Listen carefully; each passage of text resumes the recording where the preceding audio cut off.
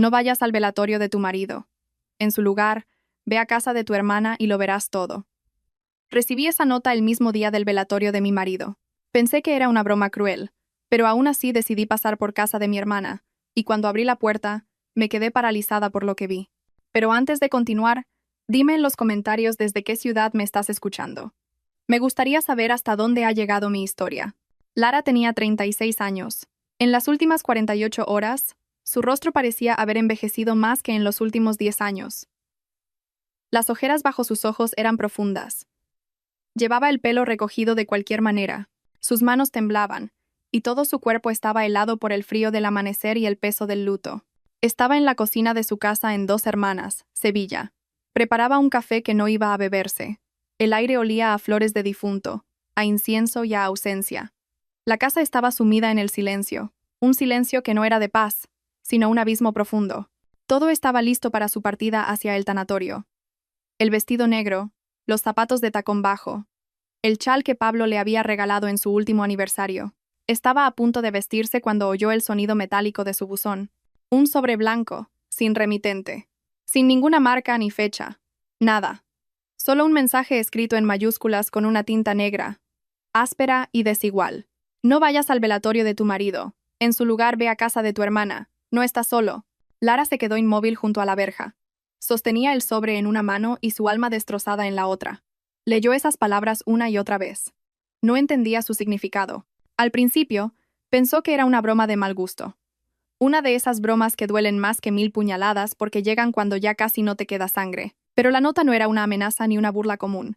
Era específica, para ella, y mencionaba a Verónica, su hermana. Intentó pensar con lógica. Quizás alguien se había equivocado de casa. Quizás un vecino entrometido. Quizás un intento cruel de desorientarla.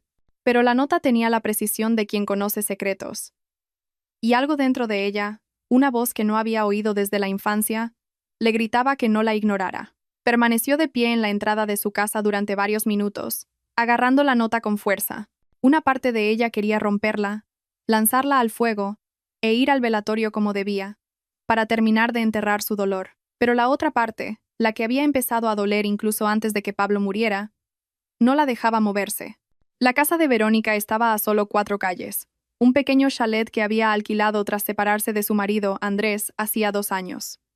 Lara y ella nunca habían sido cercanas. 10 años de diferencia. Vidas distintas. Silencios incómodos en cada reunión familiar.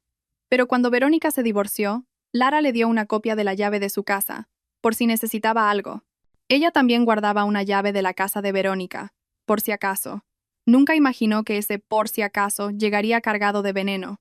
Con la nota en el bolsillo y un nudo en el corazón, Lara miró el reloj. Faltaban 2 horas para el entierro. 2 horas para despedirse de Pablo. 2 horas para cerrar un capítulo o abrir uno completamente nuevo. Cogió su abrigo, las llaves, y salió sin pensar más. El viento de noviembre le golpeó la cara como una bofetada. Caminó rápido, como si temiera que sus propios pensamientos la alcanzaran. Pasó por calles silenciosas, jardines regados, vecinos que se preparaban para su domingo, ajenos a que alguien estaba a punto de descubrir una verdad que le rompería el alma. Cuando llegó frente a la casa de Verónica, todo parecía normal. Las ventanas cerradas, el pequeño jardín con plantas marchitas y el buzón lleno de publicidad. Nada indicaba que algo extraño ocurriera dentro. Pero al acercarse a la puerta, el olor a café recién hecho la detuvo. Y algo más. Un perfume de hombre. Una colonia que conocía demasiado bien. Su corazón latió con fuerza. El mismo olor que había sentido en la almohada, en la ropa, en el coche durante años. El olor de Pablo. No podía ser. Imposible. Pablo estaba muerto. Estaba en un ataúd frío. Pálido. O eso le habían dicho. Buscó en su bolso. Allí estaba la llave que había olvidado por completo. Con el pulso tembloroso, la introdujo en la cerradura. La puerta se abrió sin esfuerzo, sin un solo ruido, como si la casa la estuviera esperando. Dentro no había silencio. Había pasos, voces. Una femenina, otra masculina. Risas. El tintineo de tazas. Una radio encendida. Una escena doméstica ordinaria. Salvo que Lara estaba de luto, y su marido debía estar muerto. Se quitó los zapatos para no hacer ruido. Caminó descalza por el pasillo, guiada por el sonido de los cubiertos y las risas. De repente, se detuvo al oír una voz de hombre que decía: ¿Queda azúcar? Ya sabes que me gusta muy dulce. Era la voz de Pablo. Su voz. Sin duda alguna, esa voz que la había despertado tantas veces con promesas, susurros, mentiras. Te va a dar algo, respondió Verónica riendo. Pero venga, te preparo otro. Lara contuvo la respiración. El mundo giraba y no podía moverse.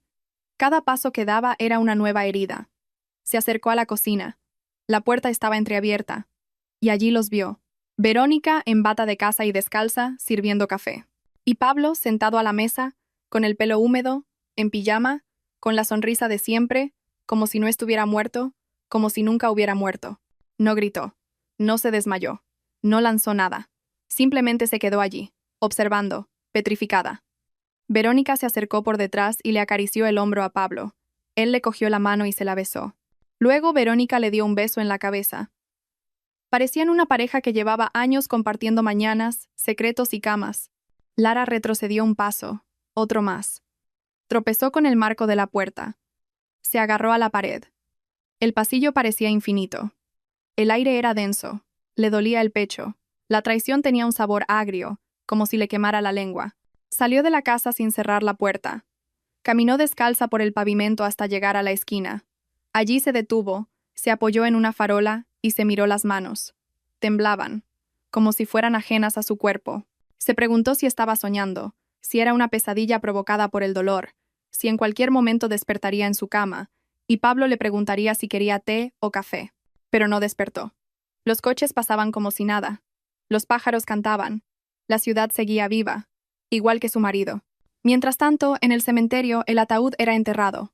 La madre de Pablo sollozaba. Su hermano leía un poema. Los amigos dejaban flores. Y Lara no estaba, porque Lara había descubierto la verdad. O una parte de ella. Regresó a casa, caminando lentamente, con los pies sucios, las medias rotas y el alma hecha pedazos. El chófer la esperaba en la puerta con cara de preocupación. ¿Está bien, señora Lara? ¿Quiere que la lleve ya? Ella lo miró, incapaz de responder. Subió, entró en casa, se encerró en el baño y vomitó. Luego se quedó sentada en el suelo, llorando en silencio.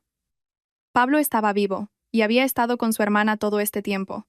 La historia que todos contaron, la muerte, el hospital, la enfermedad, el certificado de defunción, todo era parte de algo más oscuro, algo que aún no llegaba a comprender. El teléfono empezó a sonar sin parar. Sus suegros, su cuñada, amigos. Nadie entendía por qué no estaba en el entierro. Nadie sabía lo que había visto. Apagó el teléfono. Esa noche no durmió. Miró el techo durante horas.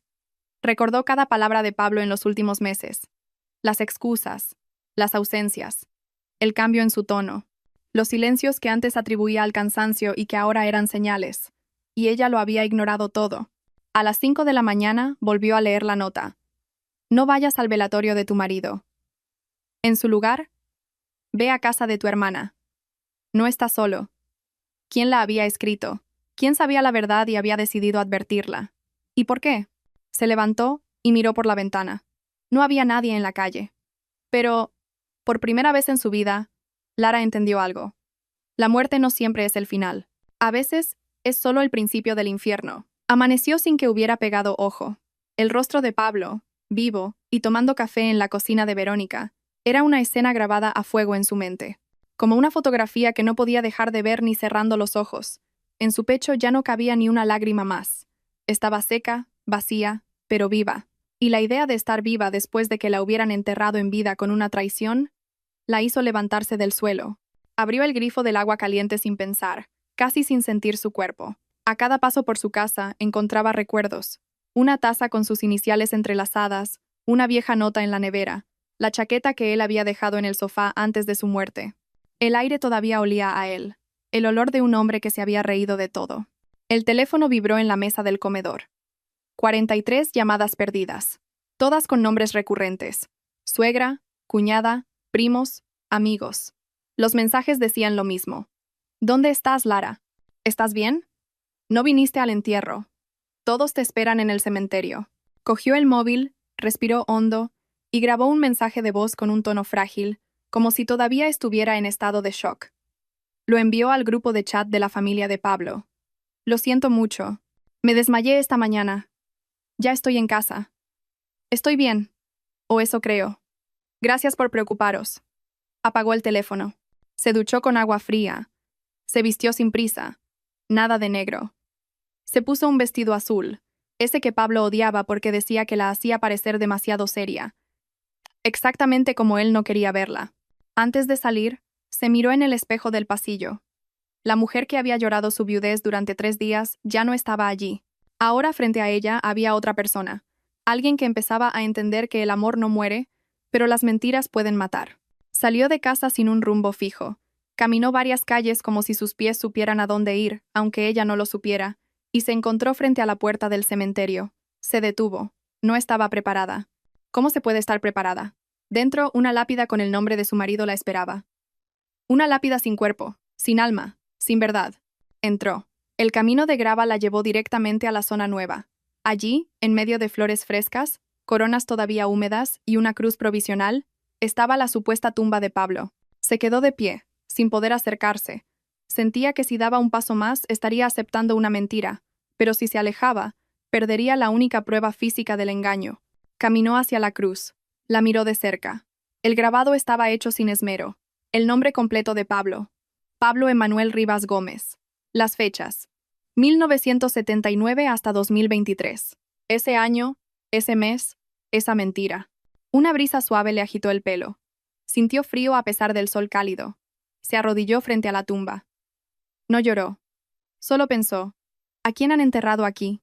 Porque si Pablo estaba vivo, significaba que había otra persona debajo, un desconocido, un cadáver robado. Miró a su alrededor. El cementerio estaba casi vacío. A lo lejos, un sepulturero limpiaba otra tumba. Más allá, una mujer mayor ponía flores en una lápida. Lara decidió acercarse. Había algo familiar en la mujer, como si la hubiera visto antes. «Perdone», dijo Lara, sin saber muy bien qué quería decir. La mujer la miró sin expresión. «Usted es la esposa del joven que enterraron ayer». Lara asintió lentamente. «Sí». La mujer la observó con una mezcla de curiosidad y juicio. «No estuviste». Todo el mundo se dio cuenta. Hubo muchos rumores. Unos decían que te habías desmayado. Otros, que no quisiste venir. Lara no supo qué responder.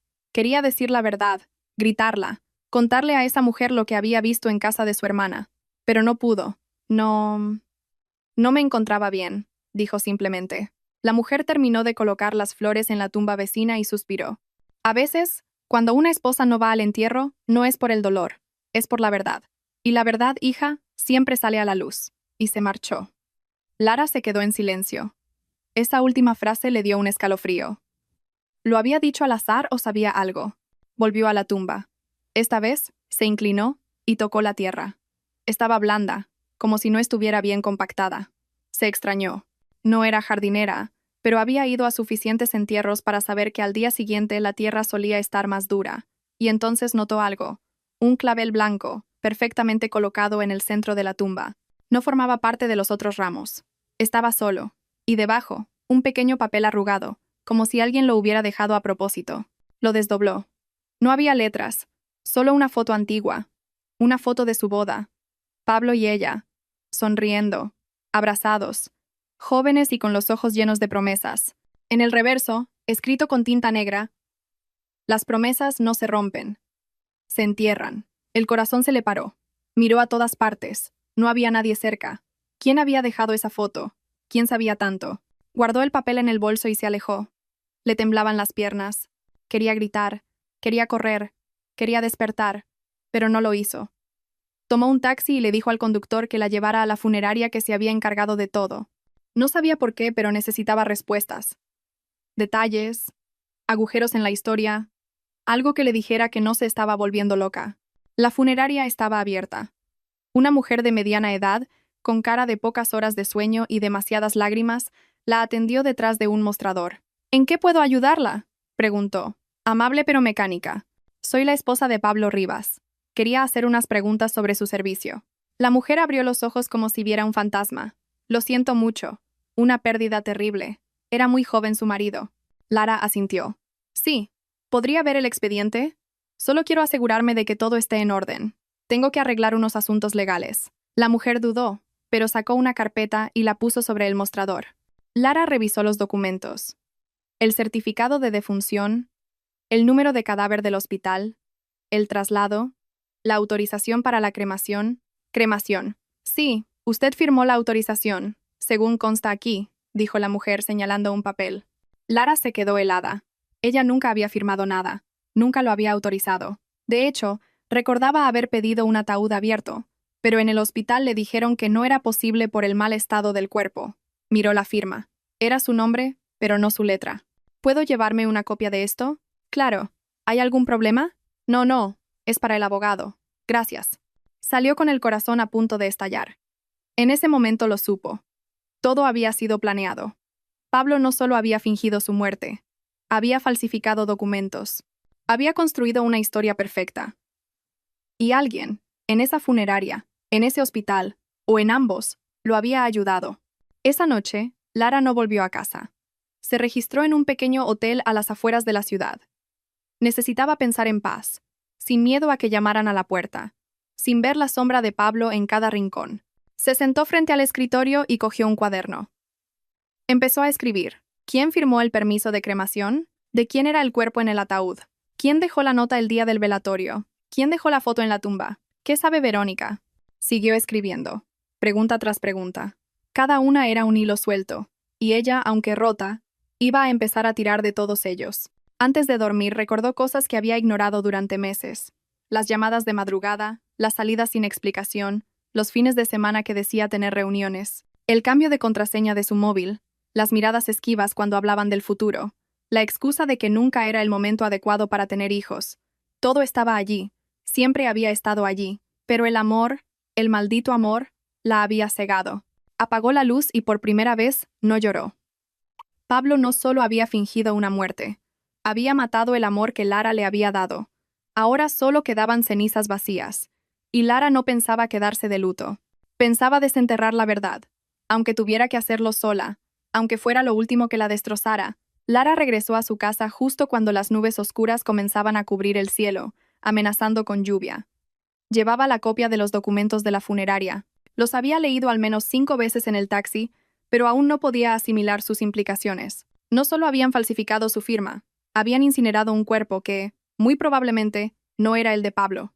¿Quién estaba en esa caja? ¿Quién había ayudado a que esa farsa pareciera una tragedia? Entró, cerró la puerta con llave y no encendió ninguna luz. Caminó por la casa a oscuras, palpando las paredes, acariciando los muebles como si buscara una explicación en ellos. Atravesó el pasillo y se detuvo frente a la puerta del despacho de Pablo. Dudó unos segundos antes de abrir. Él siempre había sido celoso con ese espacio. Su rincón, su mundo. Nunca le permitía a Lara limpiar allí. Decía que ya lo haría él, aunque a veces pasaban semanas sin que moviera nada. Cada vez que ella se acercaba, Pablo levantaba la voz con ese tono suave pero firme que usaba cuando quería marcar un límite. Esa insistencia ahora parecía más que sospechosa. La puerta crujió al abrirse. El despacho olía a papel viejo, a tinta y a algo más. Algo rancio. Como humedad encerrada entre secretos. Lara encendió la lámpara del escritorio. Todo seguía igual. El portátil cerrado, los libros de arquitectura cuidadosamente apilados, los bolígrafos perfectamente alineados en su soporte. Todo era demasiado perfecto, demasiado limpio, como si hubiera preparado su ausencia hasta el más mínimo detalle. Comenzó a revolver los cajones. Papeles de trabajo, contratos antiguos, planos de proyectos, recibos, nada que no hubiera visto antes. Abrió el último cajón del escritorio, el más profundo. Allí había una caja de madera que nunca había visto, tallada a mano con un cerrojo antiguo. No estaba cerrada con llave. Cuando la abrió, encontró un cuaderno negro, grueso, de tapa dura, sin título, sin nombre, nada. Lo tomó con ambas manos. Sentía que el objeto ardía, que tenía su propio pulso. Se sentó en el suelo, apoyada en la pared, y comenzó a leer. Las primeras páginas estaban llenas de frases sueltas, palabras inconexas, fechas, cifras. Pero a medida que avanzaba, el contenido se volvía más oscuro, más claro, más real. Fase 1. Crear distancia emocional. Reducir contacto físico. Evitar conversaciones profundas. Excusar estrés laboral. Fase 2. Normalizar ausencias. Viajes frecuentes. Reuniones nocturnas. Fase 3. Construir coartadas. Usar a B como intermediaria. La familia no sospechará. Lara sintió una punzada en el estómago. El nombre de su hermana estaba allí, negro sobre blanco. No era una sospecha, era una prueba. Una confesión escrita con la frialdad de un cirujano. Siguió leyendo. Había una página entera con notas sobre hospitales, nombres de médicos, clínicas privadas, contactos. Buscar certificado de defunción legítimo. Necesario soborno. Funeraria San Isidro. Acuerdo verbal cerrado. No mencionar a Lara. Trato solo conmigo. Pasó la página y encontró algo que le revolvió el estómago. No está segura. Dice que deberíamos esperar. Le he dicho que el momento es ahora. Emocionalmente, Lara está vulnerable. Es la oportunidad perfecta. Debajo, una fecha. 7 de septiembre, 2 semanas antes de la falsa muerte de Pablo. Cerró el cuaderno de golpe. Sentía que le faltaba el aire. Quería gritar, pero no le salía ni una palabra. Lo había planeado todo. No había sido una decisión impulsiva. Era un proyecto. Un proyecto de desaparición. Y su hermana era parte del plan. Ya no era solo una traición. Era un crimen emocional premeditado. Guardó el cuaderno en su bolso. Se levantó, salió del despacho y fue directamente al armario de la entrada. Cogió una gabardina y un paraguas. Iba a buscar más respuestas. Se dirigió a la zona donde vivía Verónica. El cielo descargaba una llovizna constante y molesta, como si quisiera borrar las huellas del mundo. Caminó por las calles como una investigadora silenciosa, observando las caras de los vecinos, las ventanas, las puertas. Quería hablar con alguien, con quien fuera que pudiera haberlos visto juntos. Se detuvo frente a la pequeña tienda de ultramarinos de la esquina. Allí, una mujer de unos 50 años ordenaba cajas de fruta. Lara se acercó. Buenas tardes. Perdone, ¿conoce a Verónica, la que vive en la Casa Blanca de la esquina? La mujer la miró de arriba abajo. Claro. ¿Eres su hermana? Lara asintió. Sí. ¿Desde cuándo la conoce? Desde que se mudó, después de su divorcio. Hará unos 2 años. ¿Y ha notado si la visitaba alguien con frecuencia? La mujer se secó las manos en el delantal y bajó la voz. Mira, no me gusta el cotilleo, pero ya que preguntas, ese hombre alto, de pelo oscuro, con un poco de barba, venía todas las noches. A veces yo me iba tarde y él seguía allí, y a veces ya estaba por la mañana. Se notaba que vivía allí. Nunca me lo presentó, pero no hacía falta adivinar. Eran pareja. Se veía a la legua. Lara sintió un nudo en la garganta. ¿Desde cuándo lo veía por aquí? Hija, desde hace meses. Quizás 6 o más. ¿Y estás segura de que era siempre el mismo hombre? La mujer frunció el ceño. ¿Cómo no voy a estarlo? La colonia que usaba, no se me olvida. La misma que usaba mi marido antes de dejarme. Esos olores se te quedan grabados. Lara agradeció con un hilo de voz. Siguió caminando. Llamó a la puerta de una casa vecina. Abrió una anciana con mirada curiosa. ¿Quién es? Hola, soy Lara, la hermana de Verónica. Solo quería preguntarle si veía a un hombre alto y moreno visitarla a menudo. La mujer la interrumpió antes de que terminara. Ah, el del todoterreno gris. Lara se quedó helada. Sí, ese. ¿Vivía con ella? Pues sí, eso pensábamos todos. Llegaba todas las noches sobre las 10 y se iba a las 6 de la mañana. A veces se ausentaba días. Hace unas semanas que no lo veo. Pensé que habían discutido o que se habían ido de vacaciones. No sé. Era tu marido, ¿verdad? Lara tragó saliva. No, ya no lo es. Se despidió rápidamente. No podía escuchar más. Cada palabra era una puñalada. Cada testimonio le robaba el aliento. Se detuvo frente a la casa de Verónica. No entró. No llamó. No quería verla. Todavía no. Pero necesitaba algo. Cruzó la calle y entró en la pequeña panadería donde solían comprar de niñas. Se acercó al mostrador. Un joven la atendió amablemente. Hola, ¿qué le pongo? ¿Cuánto tiempo llevas trabajando aquí? Unos 2 años. ¿Recuerdas a una mujer llamada Verónica? Vive justo enfrente. El joven asintió. Sí, la del jardín. A veces viene por aquí con su pareja. ¿Los has visto últimamente? La semana pasada. Entraron juntos. Él pidió un café y ella pan. Se sentaron un rato aquí. Hablaban bajo, pero no parecían distantes. Con confianza. ¿Recuerdas si él vino alguna vez solo? Sí, un par de veces. Una vez entró a comprarle flores. Le pregunté si era su mujer.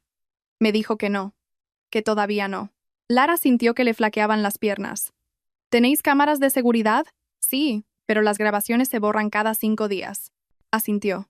No había nada más que preguntar. Salió, empapada, y caminó hasta la funeraria San Isidro, la misma que se había encargado del servicio de Pablo. Entró con la determinación de quien ya no tiene nada que perder. Esta vez la atendió un hombre mayor, probablemente el dueño. ¿En qué puedo ayudarla? Quiero preguntar por un servicio que hicieron, hace unos años, No el de Pablo Rivas, otro. El hombre la miró con recelo. A nombre de Andrés Vargas. Hará unos 2 años. Murió su exmarido. El hombre consultó un libro de registros. Frunció el ceño. Sí, Andrés Vargas. Infarto. Servicio directo. Todo muy rápido. ¿Recuerdas si Pablo Rivas estuvo involucrado? Ese nombre me suena... Un momento. Se levantó y fue a un archivo. Volvió con otra carpeta. Aquí está. Él pagó todo. Fue el contacto principal. A pesar de no ser familiar directo, Lara se tambaleó. ¿Está seguro? No me equivoco. Incluso vino él mismo a traer el certificado médico. Eso fue meses antes de la muerte de Pablo. Lara se quedó en silencio. El mundo volvía a girar. Pablo había estado involucrado en el entierro del exmarido de Verónica, antes de fingir su propia muerte, antes de aparecer en su cocina, antes de destruirlo todo. Salió de la funeraria. Esta vez no lloraba, ni temblaba. Caminaba bajo la lluvia como si nada pudiera mojarla más de lo que ya llevaba por dentro. El cuaderno negro era el mapa del infierno, y estaba decidida a llegar hasta el fondo, aunque no quedara nadie vivo cuando lo descubriera todo, aunque tuviera que arrastrarse entre cenizas y mentiras, aunque su propia sangre estuviera manchada, porque, a estas alturas, lo único peor que la verdad era seguir viviendo en sus sombras. El silencio de la madrugada solo era roto por el golpeteo de la lluvia contra las ventanas. Lara no podía dormir. El cuaderno negro seguía abierto sobre su cama, en la página donde Pablo detallaba la participación de un médico con las iniciales M.P.A. No era difícil adivinar de quién se trataba. La misma firma aparecía en el certificado de defunción de Pablo, y también en el de Andrés Vargas, el exmarido de Verónica. El mismo nombre, la misma caligrafía inclinada, como si firmar muertes fuera para él una rutina. Lara sabía que ese médico no era un simple peón. Era parte de la maquinaria.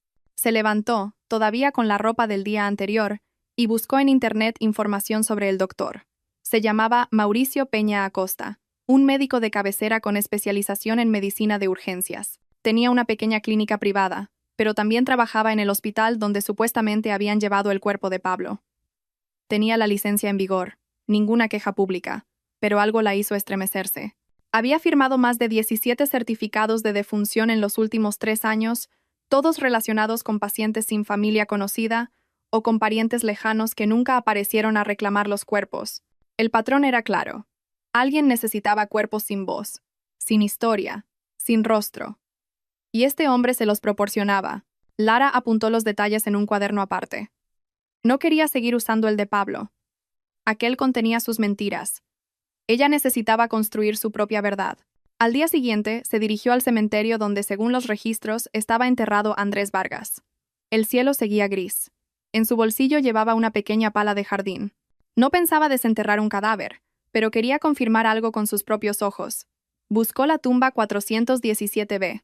No tenía mármol ni cruz de metal, solo una simple placa de cemento con su nombre, las fechas y la frase «Descanse en paz». El lugar estaba aislado, cerca del muro del cementerio. Nadie más visitaba esa sección, ni siquiera de paso. Lara observó la tierra. No estaba compactada. De hecho, había signos de haber sido removida recientemente. La hierba que normalmente crece con el tiempo apenas asomaba por los bordes, como si el entierro hubiera sido hacía pocos días. Se agachó y hundió la pala en el suelo. Se deslizó con facilidad. No había sello de cal, ni cemento, ni grava, nada de lo que se usa en las tumbas permanentes. Lo supo entonces. Ese ataúd estaba vacío, o si contenía algo, no era Andrés. Era imposible. Todo era demasiado parecido a lo de Pablo. Oyó unos pasos. Se levantó rápidamente, ocultó la pala y fingió rezar. Un cuidador del cementerio pasó y le lanzó una mirada suspicaz, pero no dijo nada.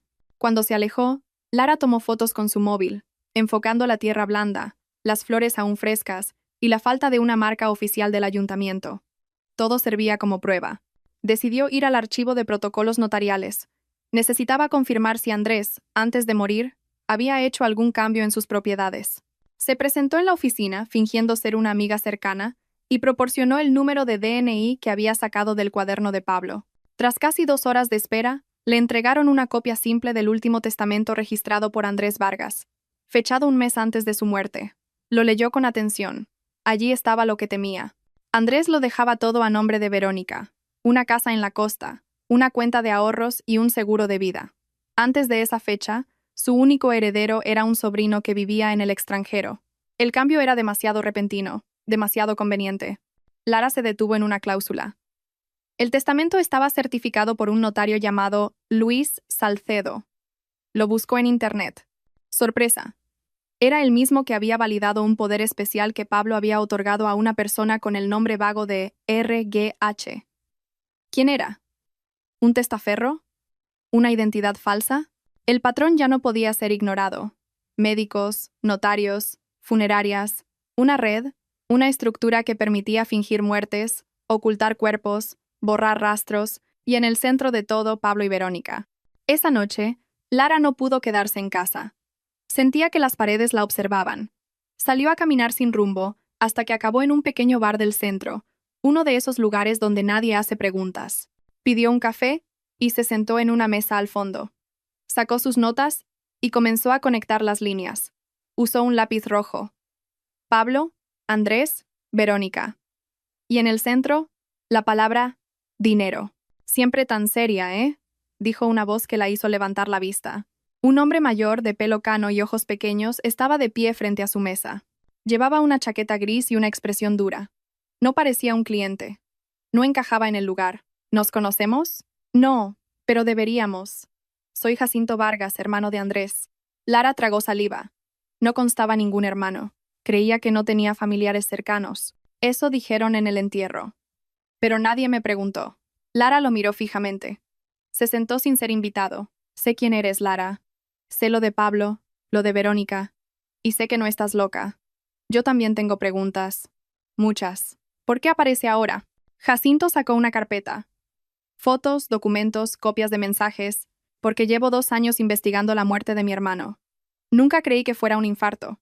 Era deportista, estaba sano. Y porque cuando vi las fotos de tu marido, reconocí su cara. Él fue quien se presentó como el abogado de mi hermano.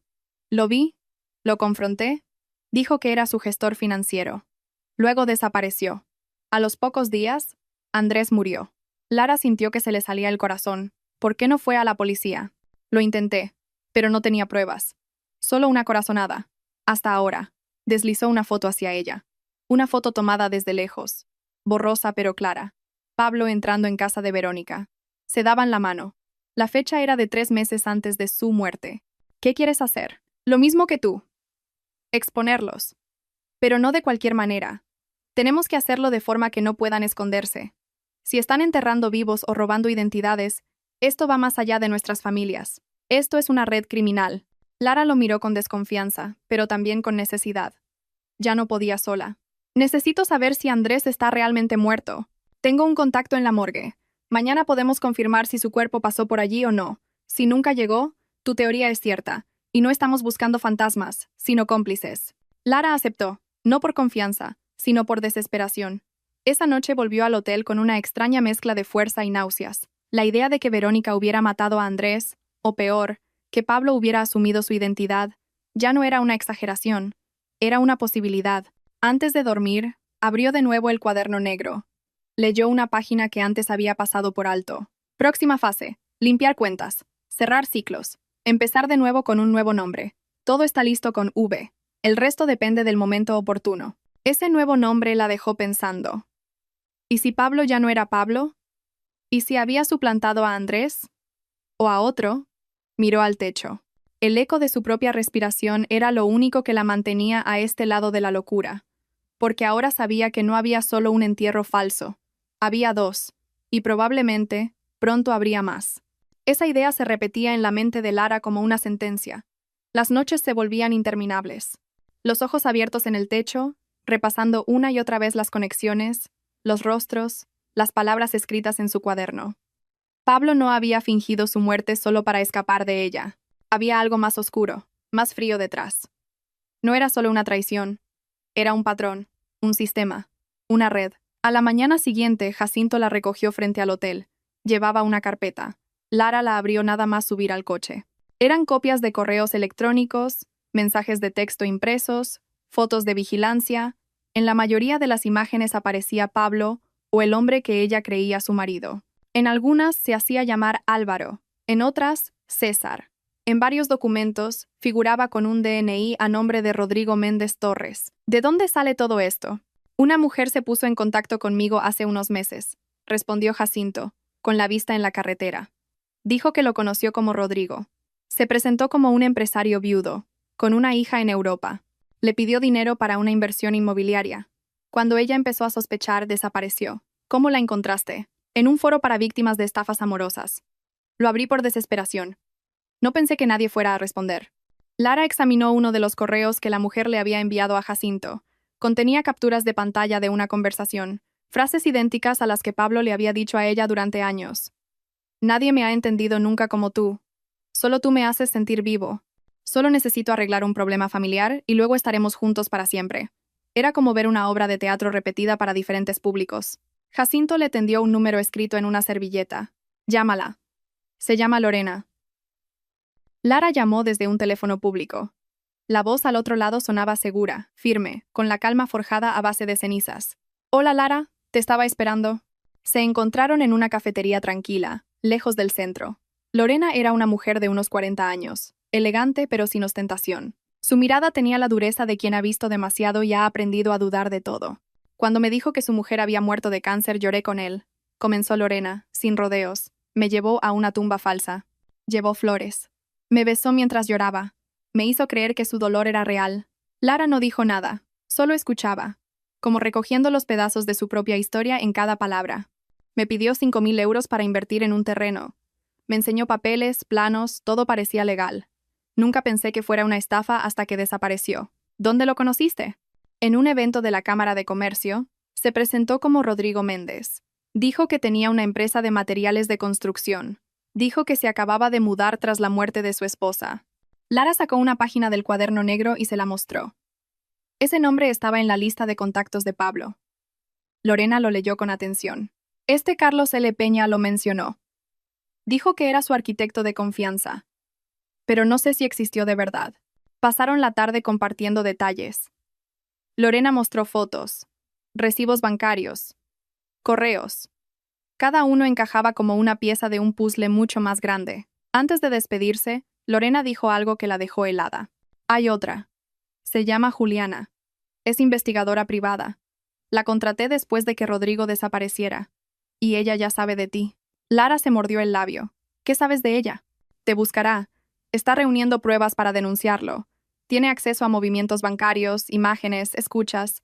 No solo quiere justicia, quiere hundirlo, sea como sea. Esa noche, Lara durmió solo 3 horas. Al día siguiente, recibió una llamada, número desconocido, una voz fría y profesional. Soy Juliana. Sé quién eres. Y sé lo que buscas. ¿Estás dispuesta a llegar hasta el final? Ya no hay vuelta atrás. Se vieron en un apartamento con las ventanas selladas y las cortinas corridas. Juliana tenía todo dispuesto sobre una mesa. Carpetas, discos duros, USBs, fotos impresas. Ha usado al menos 5 identidades en los últimos 8 años. Ha fingido su muerte 2 veces. Ha mantenido relaciones con 3 mujeres a la vez y ha movido dinero a cuentas en Panamá, Uruguay y Suiza. Lara no podía creerlo. ¿Tienes pruebas? Tengo todo lo necesario para destruirlo. Solo me falta una cosa. Tu testimonio. Lara le entregó el cuaderno negro. Juliana lo examinó con precisión analítica. Esto es oro. Contiene fechas, nombres, rutas. Es la bitácora de un criminal. Pasaron horas organizando la información. Por primera vez, Lara se sintió útil. Ya no era solo la esposa traicionada. Era parte de algo más grande. Juliana sacó un expediente grueso. Dentro había copias de transferencias bancarias. Una de ellas le llamó la atención. Una cantidad elevada enviada a una cuenta a nombre de Verónica Rivas. Lara sintió que se le helaban los pies. ¿Cuánto? 10.000 euros. Transferidos un mes antes de la muerte de Pablo, desde una cuenta asociada a Rodrigo Méndez. El seguro. Mira esto. Juliana le tendió la copia de una póliza. Pablo había puesto a Verónica como única beneficiaria. Fecha de emisión. 3 meses antes del falso accidente. Causa de la muerte. Accidente de tráfico. ¿Cómo lo consiguió? El pago está congelado. Saltó una alerta por posible fraude. Lara cerró los ojos. Respiró hondo. Cuando los abrió, ya no era la misma. Vamos a denunciarlo. Aún no, la detuvo Juliana. Construiremos el caso. Lo filtraremos a la prensa. Los expondremos a todos. A Pablo, a Verónica, al médico, al notario, a la funeraria. Si los atacamos legalmente, se esconderán. Pero si los hacemos públicos, no tendrán dónde meterse. Lara asintió. Jacinto llegó poco después. Cuando vio toda la información reunida, se le humedecieron los ojos. Nunca pensé que llegaríamos tan lejos. Lara lo miró. Y todavía no hemos empezado. En los días siguientes, crearon un archivo conjunto. Organizaron cada prueba en carpetas digitales. Hicieron copias de seguridad. Contactaron con una periodista independiente. Ella aceptó escuchar la historia con escepticismo, pero al ver los documentos, su rostro cambió. Esto es dinamita. Pero necesito más. Necesito una entrevista. Lara aceptó. Grabaron en una habitación anónima. Su rostro, parcialmente oculto. Su voz, temblorosa al principio, pero a medida que hablaba, recuperaba su fuerza. Mi marido fingió su muerte. Mi hermana fue su cómplice. Lo que hicieron no es solo una traición. Es una estafa. Un crimen emocional, legal y moral. La periodista prometió sacar el reportaje en 2 semanas. Les pidió que no se movieran de la ciudad. Esa noche, Lara recibió un mensaje. Número desconocido. Sé lo que estás haciendo. Deja de cavar. No sabes con quién te estás metiendo. Ella sonrió por primera vez desde que todo había empezado. Porque ahora sabía que él tenía miedo. Porque ahora, era ella quien movía las piezas. Lara ya no dudaba al hablar. Sus pasos eran firmes, su mirada, directa. No había espacio para la vacilación. La traición de Pablo la había roto una vez. Pero la nueva Lara no estaba hecha para sufrir. Estaba hecha para exponer monstruos, y no iba a hacerlo sola. A la mañana siguiente, se reunió con Jacinto en el despacho de un abogado especializado en derecho penal. Jacinto había logrado convencer a sus padres, los padres del difunto Andrés Vargas, de iniciar un proceso legal y solicitar la exhumación del cuerpo enterrado como su hijo. Lara se mantuvo al margen durante la reunión, pero su presencia era clave. Había reunido pruebas suficientes para documentar las irregularidades y ahora, por fin, la justicia parecía empezar a girar en dirección contraria a la mentira. Con esto, dijo la abogada, mostrando el expediente que habían montado, solicitaremos una orden judicial para verificar la identidad del cadáver. Necesitamos pruebas forenses, y un juez con 2 dedos de frente nos la concederá. Lara sintió vértigo, pero también un destello de esperanza. Si lograban abrir esa tumba y confirmar que Andrés no estaba dentro, tendrían una bomba en sus manos. La historia cambiaría no solo para ella, sino para todas las personas a las que Pablo y su red de sombras habían tocado. Esa noche, en su apartamento, Lara se sirvió una copa de vino. Revisaba por enésima vez los documentos cuando sonó su teléfono. Número oculto. Contestó con cautela. Hola. Una voz de hombre. Rasposa. Baja. Hay verdades que matan, Lara. Deja que las tumbas sigan cerradas. Y colgó. Lara dejó el teléfono sobre la mesa, temblando. Corrió a cerrar las ventanas y a comprobar los cerrojos. La amenaza era real. No era paranoia. Era una advertencia. Llamó a Juliana, que respondió al instante. Acabo de recibir una amenaza telefónica. No contestes más números ocultos y vente a mi casa. Es más seguro. Tengo cámaras, alarma y seguridad privada. No te arriesgues. Lara hizo una maleta con lo imprescindible y salió. El viento fuera silbaba, como si también supiera que algo oscuro se acercaba. Caminó rápido hasta una avenida principal y tomó un taxi. Durante el trayecto, pensó en la facilidad con la que Pablo había creado identidades, movido dinero, mentido. Pero lo que más le dolía era lo cerca que había estado de él durante años, sin ver quién era realmente. Al llegar al apartamento de Juliana, la recibió con un abrazo silencioso. No hicieron falta palabras. Ambas sabían que cruzar la línea de la investigación secreta a la exposición pública las convertía en un objetivo. Aquí estás a salvo. De momento, dijo Juliana. Esa noche durmieron con las luces encendidas. A la mañana siguiente, Lara revisaba de nuevo los documentos cuando vio algo que había pasado por alto. Un recibo casi insignificante a nombre del médico que había firmado los certificados de defunción de Andrés y Pablo, Mauricio Peña Acosta. Junto a su firma, un pequeño logo de una clínica que no conocía. Buscó la clínica en Internet. Al revisar su página de contacto, descubrió algo inquietante. Entre los miembros del Consejo de Administración figuraba el nombre del notario, Luis Salcedo, el mismo que se había encargado del testamento de Pablo. Lara respiró hondo. Necesitaba confirmar. Siguió investigando. Encontró un viejo artículo de una revista universitaria. Una foto en blanco y negro mostraba a 3 jóvenes premiados por un proyecto jurídico médico. Mauricio Peña Acosta, Luis Salcedo, y un tercero cuyo rostro no era otro que el de Pablo, bajo el nombre de Esteban García. Otro alias, otro disfraz. Eran compañeros de universidad, le dijo Lara a Juliana.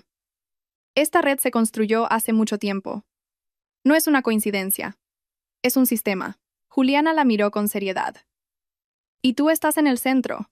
Esa tarde, mientras volvían de hacer la compra, Lara notó algo extraño. Una furgoneta oscura aparcada frente al edificio. No era de la zona. No tenía matrícula delantera. Al pasar frente a ella, sintió que alguien la observaba. No quiso mirar directamente, pero el miedo volvió a instalarse en su pecho como un animal dormido que despierta con rabia. Esa noche revisaron las cámaras de seguridad. A las 3 de la madrugada, alguien había intentado forzar la entrada del edificio. No lo había conseguido. La alarma había sonado y había huido. Pero no era un ladrón común. Llevaba guantes, pasamontañas, y no se había llevado nada. Juliana denunció el incidente. Lara sintió que el cerco se estrechaba. Estaban cerca de algo que no podían permitir que saliera a la luz. Y ella no iba a retroceder. A la mañana siguiente, en el buzón de Juliana, apareció un sobre blanco sin remitente. Lara lo abrió con guantes, como Juliana le había enseñado. Dentro, un papel con una sola frase. Pablo no es el único. Hay más como él. Juliana la miró sin sorpresa. Te lo dije. Esto va más allá de una relación. Estamos destapando un patrón. Hombres que viven de la mentira. Hombres que desaparecen. Roban vidas, identidades, herencias. Son especialistas. Son depredadores emocionales. Lara sintió una mezcla de terror y determinación. Era como una jungla invisible, y ella, sin saberlo, se había adentrado armada solo con amor. La vista para la exhumación se fijó rápidamente gracias a la abogada y a la presión mediática que empezaba a generar el reportaje de la periodista. Los padres de Andrés acudieron, con el rostro triste pero con una dignidad inquebrantable. El juez escuchó los argumentos, revisó las pruebas y finalmente firmó la orden. La tumba se abrirá en 5 días, bajo supervisión forense y con presencia de todas las partes, declaró. Lara salió del juzgado con el corazón latiendo como si no le cupiera en el pecho. Había esperado tanto ese momento que ahora temía lo que iba a descubrir. Jacinto la alcanzó fuera. Si Andrés no está ahí, todo cambia. Lara asintió. ¿Y si está también? Días después, en el cementerio, la tierra fue removida ante el juez, la familia, el forense designado y varios funcionarios judiciales. El ataúd fue extraído. Lara sintió que se quedaba sin aire. El juez ordenó abrirlo. Dentro había un cuerpo, o lo que quedaba de él. Pero el forense, al examinar los restos, dio la primera revelación. Los registros dentales no coinciden. ¿Qué significa eso?, preguntó Lara. Que este cadáver no es Andrés Vargas. Es de otra persona. El juez ordenó una investigación inmediata. El escándalo no tardó en explotar en los medios. Cadáver equivocado exhumado. Funeraria bajo sospecha. Serie de estafas mortuorias. Eran solo algunos de los titulares que Lara veía desde la distancia. No celebraba. Sabía que esto solo era el principio. Esa noche, frente al espejo se dijo en voz baja: «Voy a encontrarte, Pablo, aunque me cueste la vida, aunque tenga que bajar contigo al infierno». Porque la verdad no solo estaba bajo tierra. Estaba en los silencios, en los nombres falsos, en las firmas cruzadas, en las tumbas vacías, y en cada mentira que ahora empezaba a pudrirse bajo la luz. Los medios olieron la sangre como tiburones en el océano. El escándalo era imparable. La exhumación del cadáver equivocado destapó una red de corrupción, robo de identidad y fraudes con herencias, seguros de vida y testamentos. Lara, en contra de todo lo que había creído, se convirtió en el rostro de una verdad más dolorosa que 1000 entierros, una verdad que clamaba justicia. A la periodista Alma de la Fuente, la única que había creído en ella desde el principio, Lara se lo dio todo: los cuadernos, los documentos, las grabaciones, las fotos, las notas anónimas, los testimonios de otras mujeres. Y Alma, con una mezcla de profesionalidad y rabia personal, había perdido a un familiar por una negligencia de ese mismo médico, preparó un reportaje que sacudiría al país. El programa se emitió en horario de máxima audiencia. Lara se sentó en el sofá con Juliana, mientras las otras víctimas estaban conectadas por videollamada. Las luces apagadas, el corazón latiendo a punto de estallar.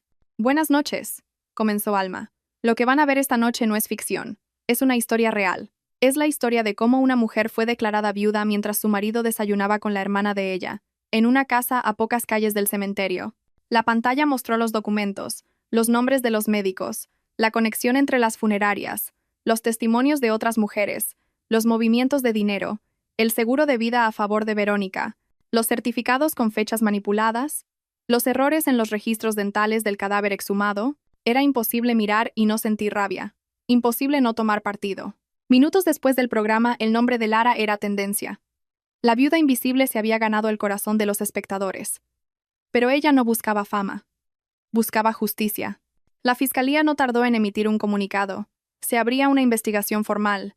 Se emitieron órdenes de detención contra Pablo Gaitán, su verdadero nombre, contra Verónica Herrera, contra el médico Mauricio Peña Acosta y el notario Luis Salcedo. La red comenzaba a desmoronarse. Pablo y Verónica se dieron a la fuga. La policía rastreó sus movimientos. Sacaron dinero en efectivo en pequeñas cantidades, vendieron un coche de forma ilegal y compraron billetes de autobús hacia el norte del país. Se escondían. Pero el mundo se les hacía cada vez más pequeño. Una semana después, Lara recibió una llamada inesperada. No de las autoridades. No de la prensa. Era Verónica. ¿Qué quieres?, preguntó Lara con voz dura. Quiero hablar. Solo tú y yo. No quiero ir a la cárcel. Te daré lo que quieras. Dinero. Propiedades. Podemos llegar a un acuerdo. Nadie tiene por qué saberlo todo. Ya lo saben, Verónica. Lo sabe todo el país. ¿Aún puedes acallarlo? Eres la víctima perfecta, todos te creen. Pero yo puedo hacer que esto desaparezca. Solo dime cuándo. Lara guardó silencio. Cada palabra de su hermana era un puñal oxidado clavándose en sus recuerdos. La sangre puede unir, pero la traición convierte ese lazo en una soga. ¿Cuánto vale tu conciencia, Lara?, insistió Verónica. No lo suficiente como para venderla por todo lo que habéis destruido. Y colgó. Fue la última vez que escuchó su voz. 4 días después, en una ciudad fronteriza, una mujer se fijó en un hombre que actuaba con nerviosismo en una estación de autobuses. Fingía ser extranjero, pero su acento no cuadraba. Avisó a un policía. Lo detuvieron. Llevaba una identificación falsa, pasaportes ilegales, dinero en efectivo y un sobre con fotos. Era Pablo. Cuando le preguntaron su nombre, no respondió. Solo dijo que había ganado. La fiscalía informó a Lara. Permitieron que las víctimas asistieran a la primera audiencia. Ella fue. Lo vio entrar, esposado. Había envejecido. Estaba demacrado. Ya no era el hombre encantador que la había conquistado. Era una máscara rota, caída, expuesta. Pablo la miró. Lara no bajó la vista. No lloró. No tembló. No habló. Solo lo observó con un silencio más abrasador que cualquier grito. A Verónica la atraparon 2 días después en un motel cercano. Intentó cortarse las venas. No murió. La salvaron y la trasladaron a un centro penitenciario. Durante el traslado, gritaba incoherencias. Decía que Pablo la había manipulado, que ella no sabía nada, que solo firmó papeles, que siempre había envidiado a su hermana, que todo era un montaje, pero nadie la creyó. El juicio duraría meses. Las sentencias eran inciertas. Pero Lara no esperó a la condena para hacer lo que su alma sentía. Volvió al cementerio. Caminó entre las tumbas hasta llegar al lugar que una vez tuvo el nombre de Pablo. El mármol estaba limpio, sin grabados. La tierra, removida. Y nadie se había molestado en arreglarla. Lara se agachó, tocó la tierra y cerró los ojos. Aquí murió la mujer que fui. Ahora he vuelto a nacer. Ya no necesitaba ceremonias. Ya no necesitaba venganza. Había obtenido todas las respuestas. Había arriesgado su vida, su salud mental, su cordura, su fe en el amor, en la familia, en la verdad. Y a pesar de todo, seguía viva. Más viva que nunca. Esa noche escribió una carta. La publicó en sus redes sociales, en el mismo lugar donde cientos de personas le habían escrito durante semanas, dándole apoyo, compartiendo sus propias historias, confesando que también habían sido traicionados por familiares, por amantes, por sistemas corruptos. La carta decía: durante años, fui una esposa leal, una hermana cariñosa, una mujer que confiaba, hasta que me enterraron viva. Me llamaron viuda mientras mi marido dormía en otra cama. Me llamaron loca mientras yo decía la verdad. Pero he aprendido que la verdad no necesita defensa cuando está respaldada por pruebas. He aprendido que la sangre no siempre une. A veces, también envenena. He aprendido que no todas las heridas son visibles y que hay lutos que no terminan con flores. Hay lutos que terminan con justicia. Esta historia no es solo mía.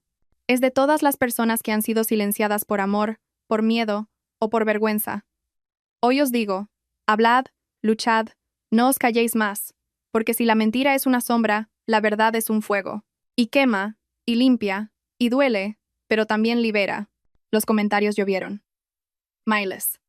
Gracias por tu fuerza. Gracias por hablar por las que no pudimos. Gracias por sobrevivir. Lara no buscaba fama ni reconocimiento, solo quería ser libre. Y por fin, lo era. No volvió a casarse. Tampoco volvió a confiar de inmediato, pero empezó a construir algo diferente. Una vida donde no tuviera que explicar sus cicatrices, donde pudiera plantar amor en otros terrenos, lejos del barro que una vez creyó que era un jardín.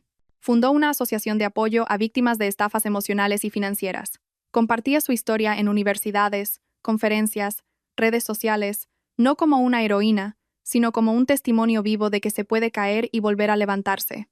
Y si alguien le preguntaba si todo había valido la pena, ella respondía que no valía la pena perder tanto, pero que había valido la pena no perder lo más importante, su verdad. Porque al final, lo único que queda cuando todo se quema son las cosas que el fuego no puede tocar: el alma, la dignidad y el coraje de empezar de nuevo. Si te ha gustado esta historia, te invito a que dejes en los comentarios qué sentiste al escucharla. Y si has pasado por una situación similar de engaño, me gustaría que compartieras tu valiosa opinión. Muchas personas están pasando por situaciones similares. Esperamos que tu voz les dé vida. Comparte esta historia y sé parte del cambio. Recuerda decirme desde qué ciudad estás viendo este vídeo. Me sentiría muy honrada si me dejas un me gusta, compartes el vídeo con un amigo o familiar y te suscribes al canal. No te pierdas la próxima historia increíble que aparece en tu pantalla ahora mismo. Tenemos entretenimiento garantizado y exclusivo para ti.